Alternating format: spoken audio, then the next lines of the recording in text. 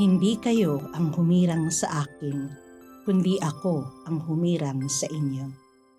Magandang araw ng Martes, mga kapanalig, at maligayang kapistahan ni San Matias. Ito po si Sister Rose Agtarap ng Daughters of St. Paul. Tayo na at pagnilayan ang mabuting balita ngayon.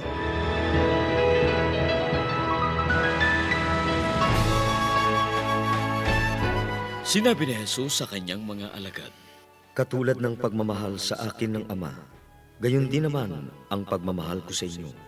Manatili kayo sa pagmamahal ko. Kung tutuparin ninyo ang aking mga utos, mananatili kayo sa pagmamahal ko, katulad ng pagtupad ko sa mga utos ng aking Ama at ng pananatili ko sa kanyang pagmamahal. Sinabi ko sa inyo ang mga ito, upang mapasa inyo ang kagalakan ko, at maging ganap ang galak ninyo. Ito ang utos ko. Magmahalan kayo gaya ng pagmamahal ko sa inyo. Wala nang pagmamahal na hihigit pa kaysa pag-aalay ng sariling buhay alang-alang sa mga kaibigan niya. Mga kaibigan ko kayo, kung ginagawa ninyo ang iniutos ko sa inyo, hindi ko na kayo itinuturing na mga utusan, sapagkat hindi alam ng utusan kung ano ang ginagawa ng kanyang Panginoon. Itinuring ko naman kayong mga kaibigan, sapagkat ipinaalam ko sa inyo ang lahat ng narinig ko mula sa aking Ama.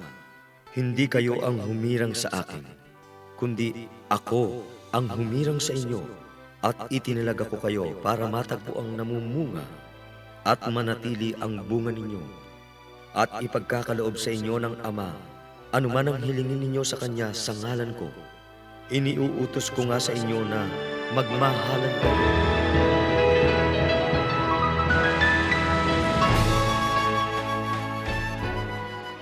Namamayagpag ka ba dahil sa performance mo sa klase?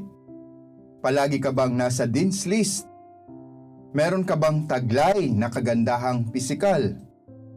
Isa ka bang sikat na personalidad ngayon?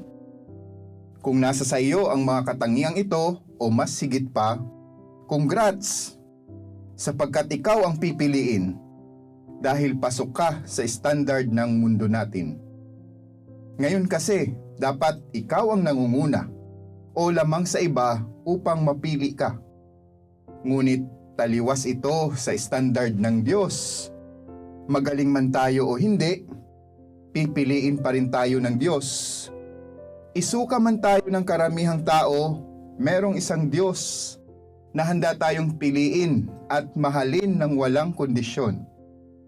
Sinabi ng ating Panginoong Hesukristo sa mabuting balita ngayon, hindi kayo ang pumili sa akin, ako ang pumili at humirang sa inyo upang kayo'y humayo at mamunga. Patunay nito ang buhay ng mga alagad ng ating Panginoong Hesukristo. Hindi sila ang pumili sa ating Panginoon. Hindi ba iniwan ng mga alagad ang Panginoon noong dinakip siya at pinatay? Isa ito sa mga pinakamasakit na karanasan sa buhay niya.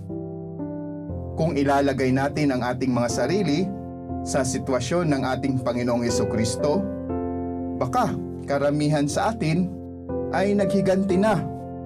At malamang hindi na natin ituturing na mga kaibigan ang mga nakasakit sa atin. Buti na lang, hindi tayo ang Panginoon. Sapagkat sa kabila ng lahat ng pagtataksil ng kanyang mga alagad, itinuring pa rin niya silang mga kaibigan. Sinabi niya, sa halip, inaari ko kayong mga kaibigan, sapagkat sinabi ko sa inyo ang lahat ng narinig ko sa Ama. Mga kapanalig, pinipili tayo ng Diyos araw-araw dahil kailanman hindi nagbabago ang pagmamahal ng Diyos para sa atin. Ang manatili sa Kanya, ang Kanyang paanyaya sa atin. Sinabi ng Panginoon, manatili kayo sa aking pag-ibig. Manatili tayo sa Kanya, sapagkat siya ay nananatili sa atin. Naway sa kabila ng mga ingay at karangyaan na inaalay ng mundo, piliin natin ang manatili kay Jesus sapagkat kailanman di niya tayo bibitawan. Mga kapanalig, support our Paulines mission. Subscribe, like, and follow Paulines on our social media accounts. Help us continue our ministry and send your donations through our donations channels. Send us your prayers and intentions and be assured na kasama po kayo sa aming panalangin sa araw-araw. Ito pong muli si Sister Rose ng Daughters of St. Paul na nagpapasalamat at nagpapaalala ng sinabi ni Mother Teresa ng Calcutta. If you ever feel distressed during the day, call upon Our Lady. Just say, Mary, Mother of Jesus, please be a mother to me now.